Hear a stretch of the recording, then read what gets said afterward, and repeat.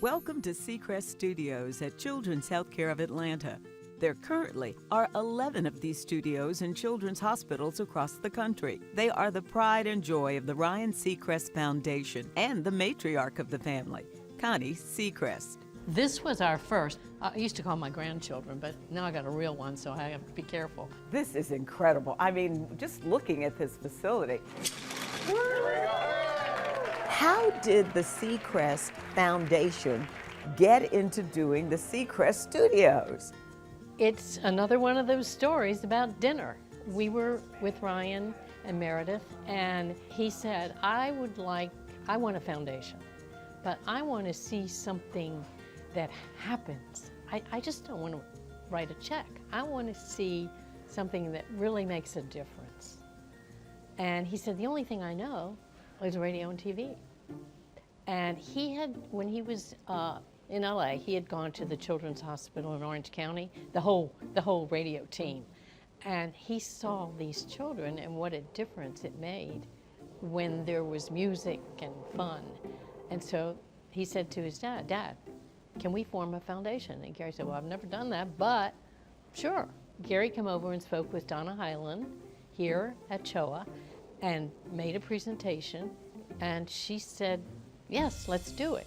And she didn't have a clue, and we didn't have a clue, but here we are in the very first studio.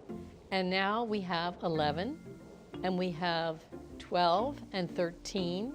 Okay, children are upstairs. They're sick. They don't want to get up. They don't want to do anything. Their parents don't know what to do. They can come down to the studio. You see all these pictures around here? All these people have visited our studio. If they can't come down, they can listen to it on their TV. In a bad time, the studios were the one thing that brought good and happiness in hospitals. So it's beyond anything we ever dreamed of, but we're so excited about it. And then I have parents come up to me and say, please tell your son thank you. This means the world. My daughter didn't want to get up. She didn't want to get dressed. And now she says, okay, let's go. And then people who come in as outpatients, they want to come when the studio's open. So I don't know, we don't know how it happened, but we're so thrilled. So can the kids, when they come in here, produce their own music and do, Oh yeah, I mean, they become little DJs. And some of them have their own shows. It's just amazing. They have a DJ name. Yeah, it's cool.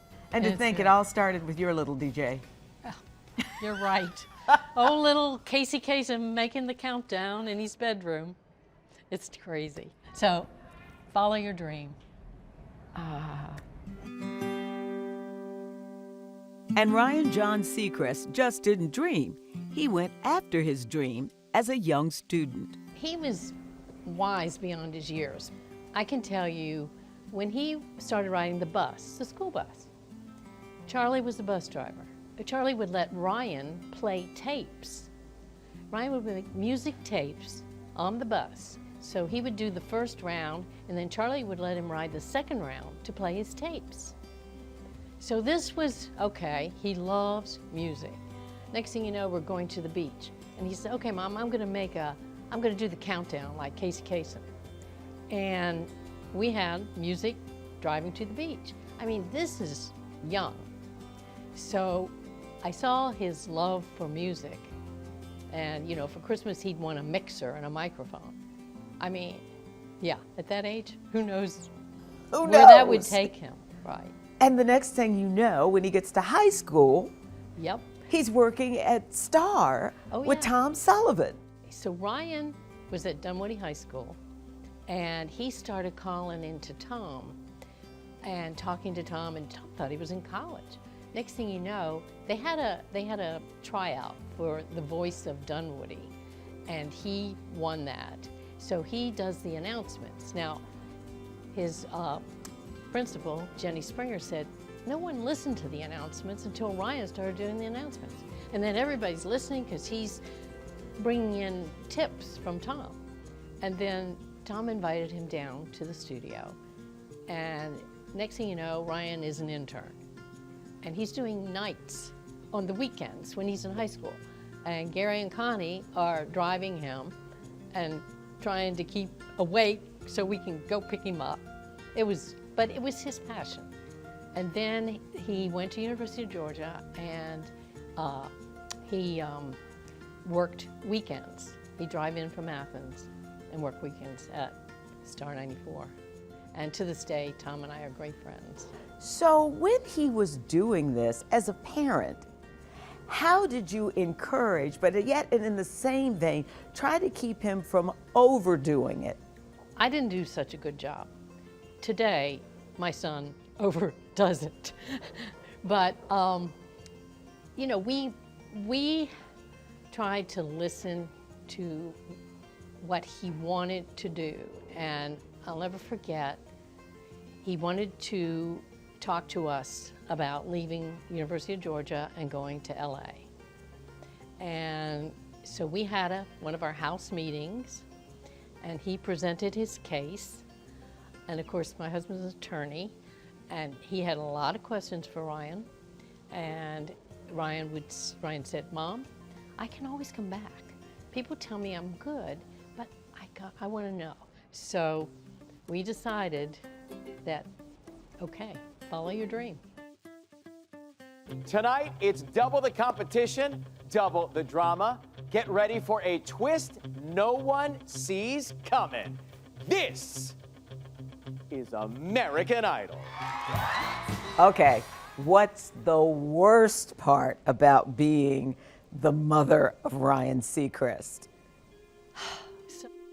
So when Ryan got out in LA and you start seeing things written about him, and he said to me, "Mom, you have got to get thick skin.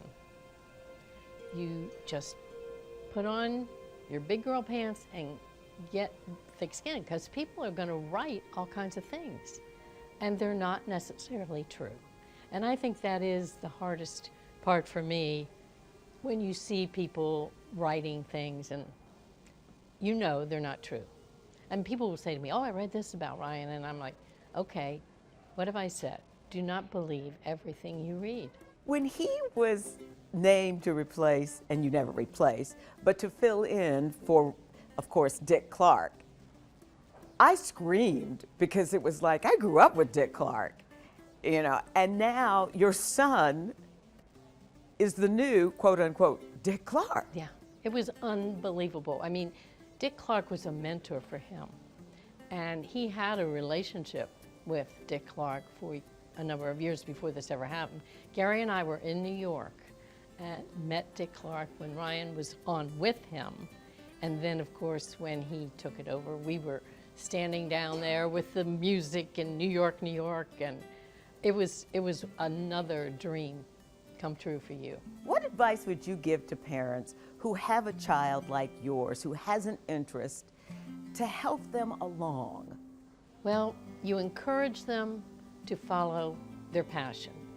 But then on the other hand, you know, I've had people ask me that through, like when I meet people from American Idol, the moms and things, and I say, make sure they're surrounded by good people. I mean, make sure that if you get into management or whatever, make sure you have trustworthy people. Ryan was very fortunate in that his father, being an attorney, could look over contracts, could help him in a lot of ways, and still does. But it's about the people that you keep around you and let them follow their dream. They can still come back home.